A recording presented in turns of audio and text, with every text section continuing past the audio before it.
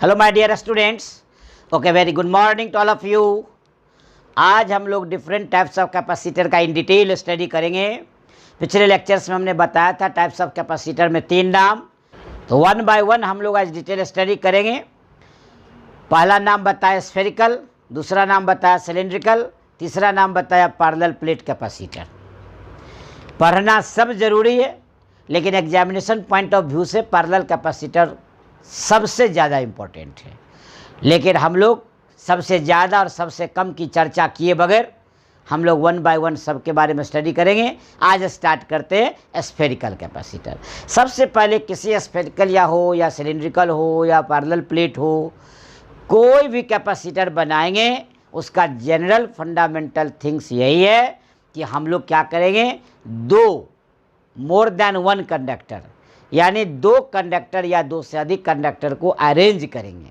मान लेते हैं हम लोग फर्स्ट स्टार्ट करने जा रहे हैं स्फेरिकल कैपेसिटर, तो क्या करेंगे, स्फेरिकल कैपेसिटर बनाने के लिए दो हॉलो यानी स्फेरिकल कंडक्टर को हम लोग अरेंज करेंगे। एक का काम रहेगा स्टोर द चार्ज और दूसरा क्या रहेगा, बाहर से अर्थ किया रहेगा। जैसे ही हम एक को चार्ज देंगे वो इंड्यूस कर देगा दूसरे सेल पर, दोनों सेल के बीच का पोटेंशियल डिफरेंस निकाल लेंगे और कैपेसिटेंस का फॉर्मूला है C=Q/V। उस फार्मूला से कैपेसिटेंस ऑफ कैपेसिटर निकाल लेंगे। तो हम लोग स्टार्ट करते हैं spherical capacitor.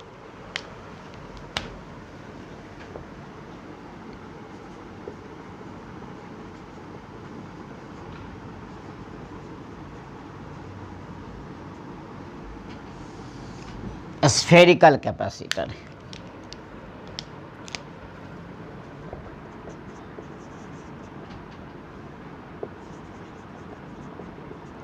it consists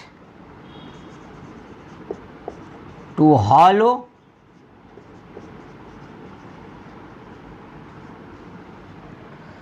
spherical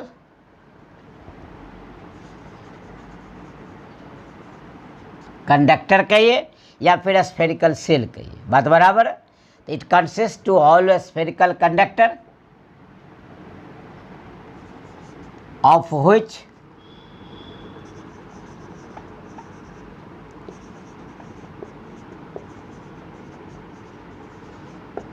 one is earth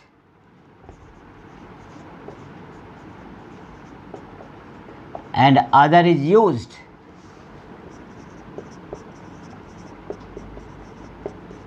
to store the charge.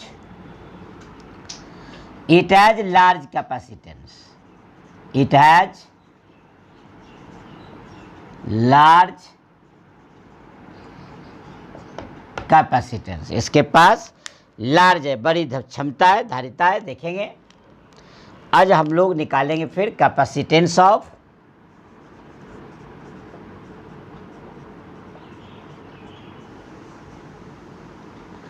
Spherical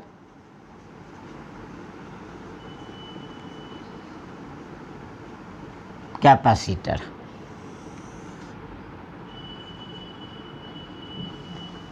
capacitance of spherical capacitor हम लोग यूज करेंगे।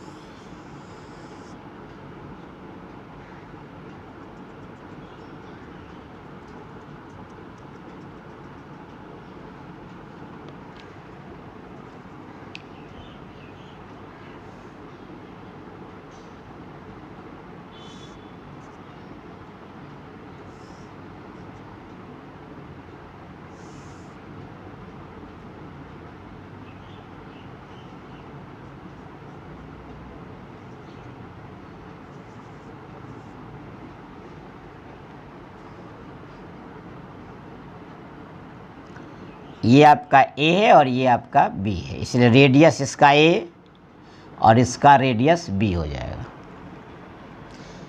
और ये जो देख रहे हैं आप, ये गॉसियन सरफेस का रेडियस r मान लेते हैं हम, ये गॉसियन रेडियस का सरफेस R मान लेते हैं।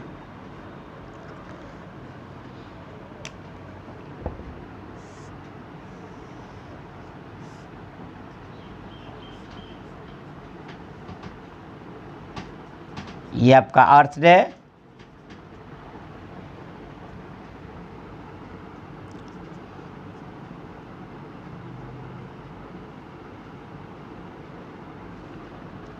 इसी पर हम लोग क्या करते हैं, चार्ज दे देते हैं +Q। अंदर वाले जो सेल है, स्फेरिकल सेल, जिसको आप हॉलो कंडक्टर बोल रहे हैं, ये देखिए +Q इसके पास चार्ज दे दिए। इसके कारण क्या हुआ, इसके अंदर माइनस इंड्यूस हो गया।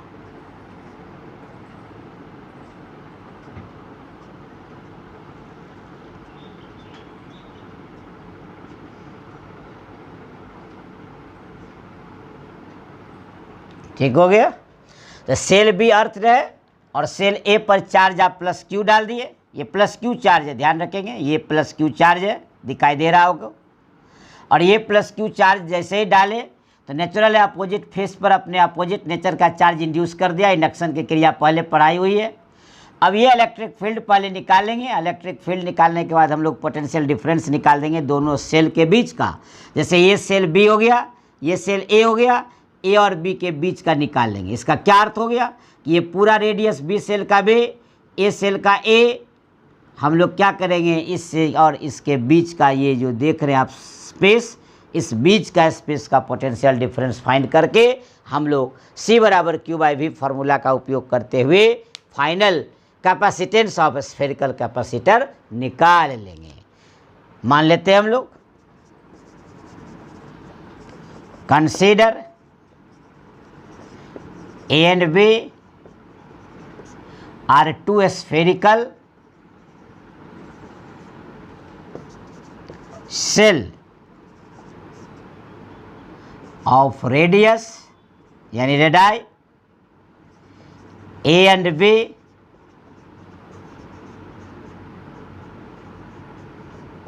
respectively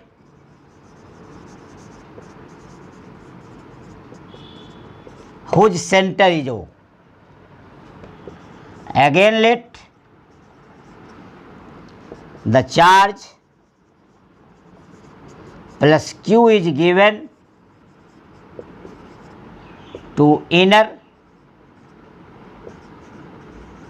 cell A and it induces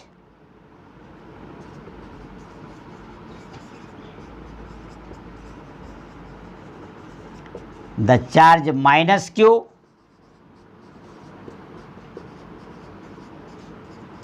on the inner surface of cell B when its outer surface is earthed। Clear हो गया, full stop. If C be the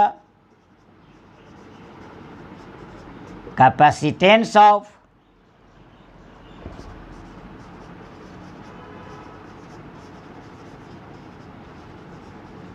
a spherical capacitor,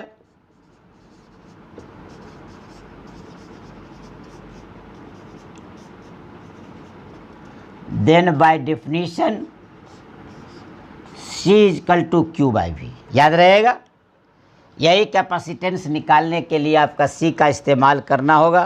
clear हो गया, आपको दिख रहा होगा, जो है फिगर में वही आप मान लिए, कुछ नहीं है। अब है क्या कि इसके लिए हम लोग इस चार्ज को इनक्लोज करने के लिए हम लोग गॉसियन सरफेस ड्रॉ करते हैं, ताकि गॉसियन सरफेस जब खींच देंगे तो गॉस लॉ लागू करना आपके लिए आसान हो जाएगा।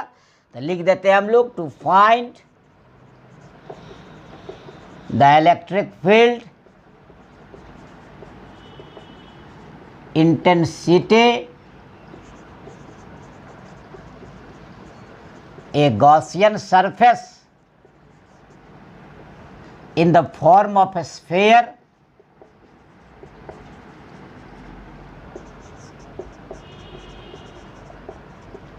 is drawn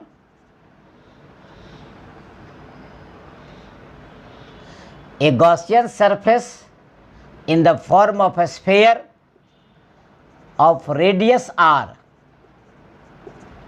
is drawn, full stop. So electric flux phi is equal to,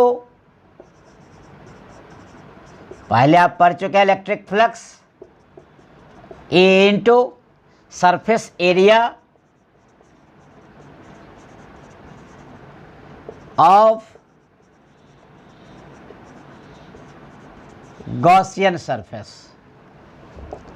तो क्लियर हो गया, फाई इक्वल टू ए गुने 4 pi R square equation 2। we know from Gauss law phi is equal to q by epsilon naught, equation 3।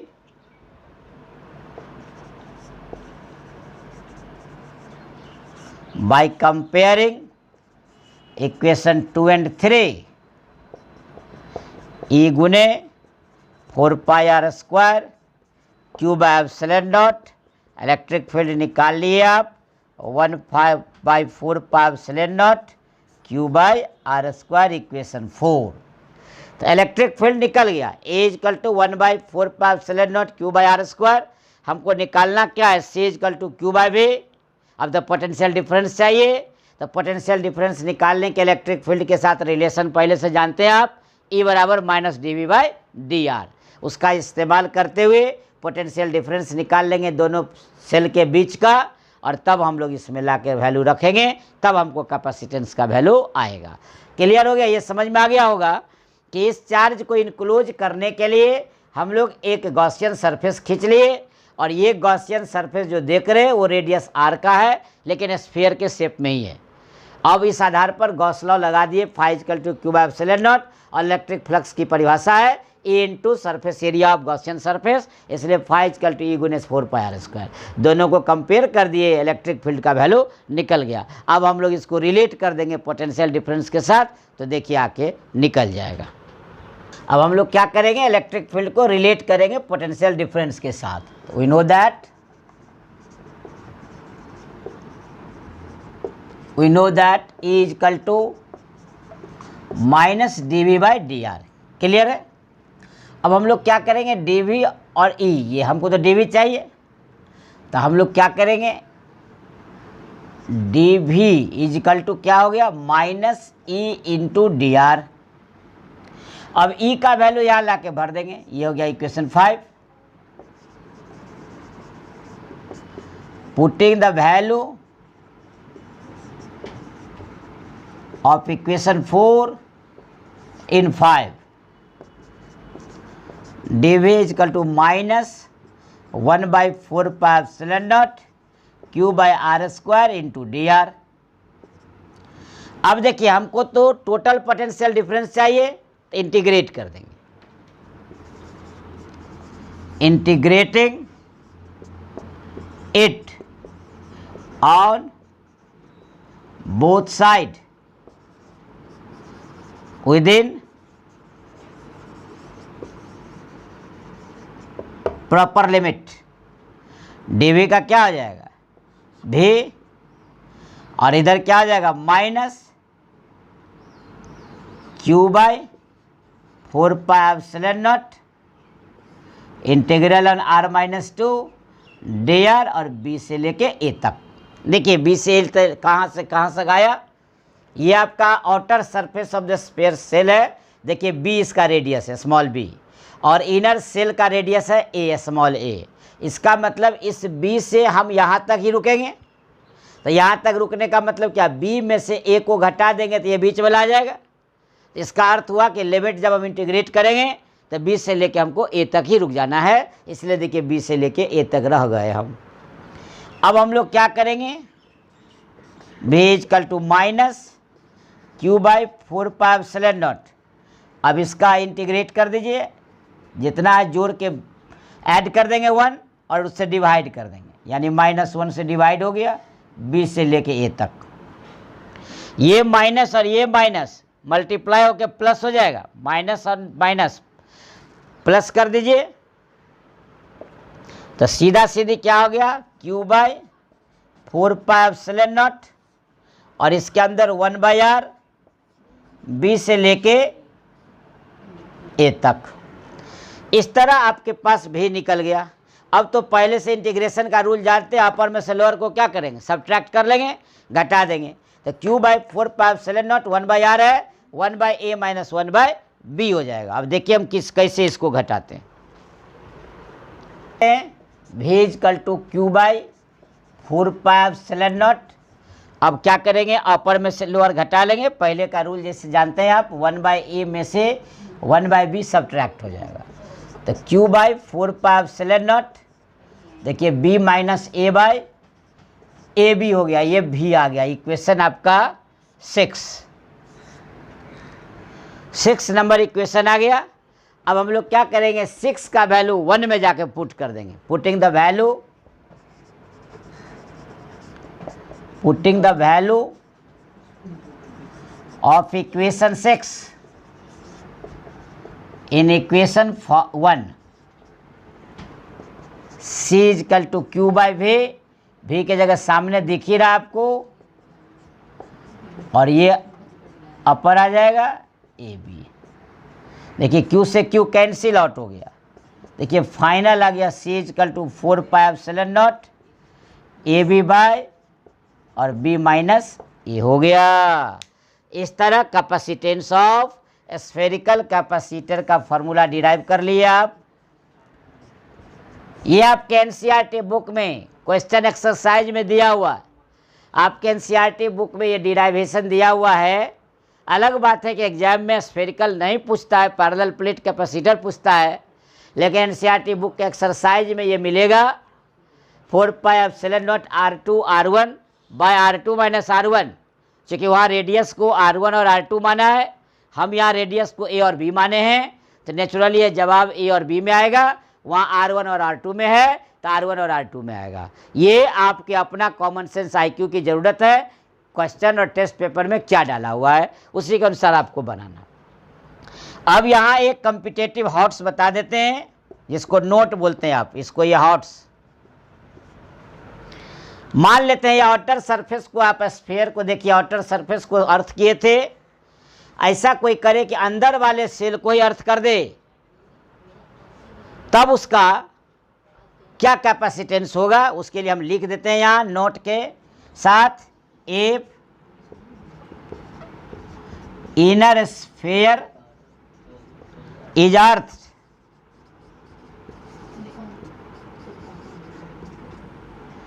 तब सी क्या होगा। सो देखिए 4 pi epsilon naught B square अब bye B minus ए।